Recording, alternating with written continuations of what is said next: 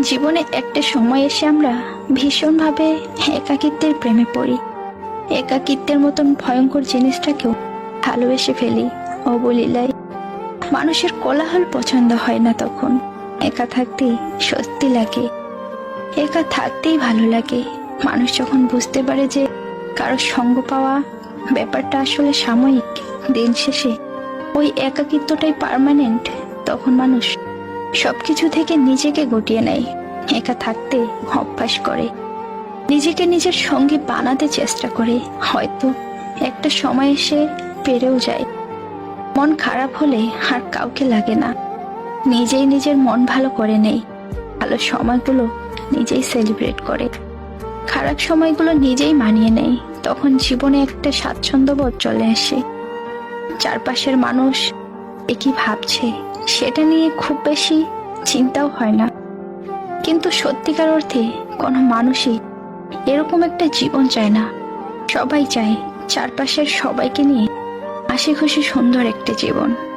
কিন্তু পরিবেশ আর পরিস্থিতি কখনো কখনো বাধ্য করে একাকিত্বের মতো ভয়ঙ্কর জিনিসটার প্রেমে পড়তে, একা বাঁচতে। তখন মনে হয় একা জীবন সুন্দর, ভীষণ রকম সুন্দর। যে আপনার সাথে কথা বলতে চায় না তার সাথে কথা বলার চেষ্টা করা ছেড়ে দিন, কেননা আপনার অকুলতা তার কাছে কেবলই পাগলামি।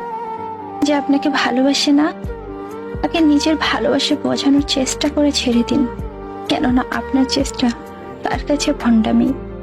যে আপনার জন্য কান্না করে না তার জন্য আপনিও কান্না করে ছেড়ে দিন, কেননা তার কাছে আপনার কান্না কেবলই নাটক। যে আপনাকে চায় না তাকে নিজের করে পাওয়ার ইচ্ছেটা মাটি চাপা দিয়ে দিন, কেননা আপনার ইচ্ছে তার কাছে শুধুমাত্র দুর্বলতা।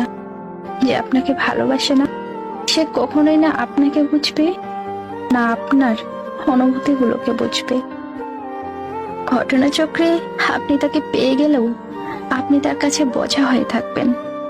তার কাছে কেবলই আপনি বিরক্তির কারণ হয়ে পড়বেন, তার কাছে কেবলই আপনি বিরক্তির কারণ হয়ে দাঁড়াবেন।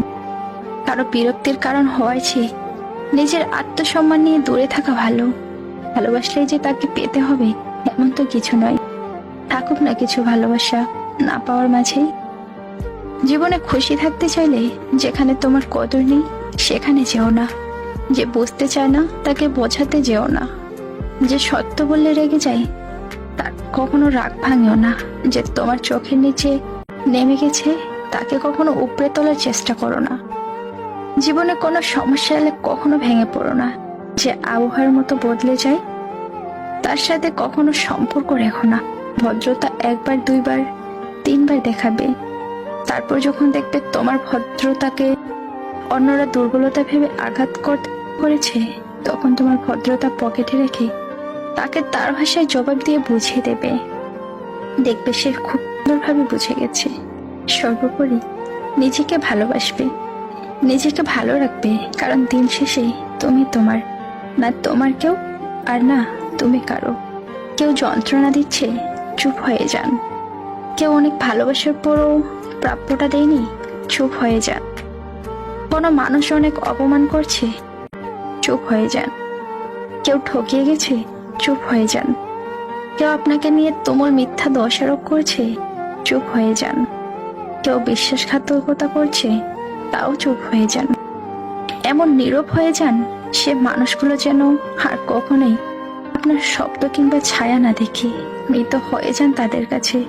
প্রতিজ্ঞা করুন আর কখনোই ঘুরে তাকাবেন না। শুধু এই প্রতিজ্ঞাটা করতে পারলে আপনি কষ্ট পাবেন না। এই যে নীরবতা আপনাকে দম বন্ধ করা আর্তনাদ দিবে, কিন্তু অপর পক্ষকে দিবে আফসোস।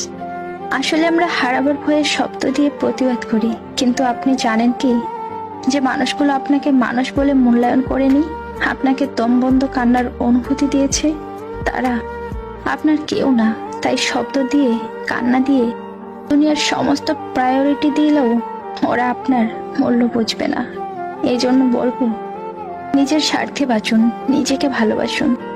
আপনার একজন রব আছেন, শেষদায় গিয়ে তাকে বলে দিন, তিনি নিশ্চয়ই আপনার দুঃখগুলোকে প্রাপ্তিতে রূপান্তরিত করবে।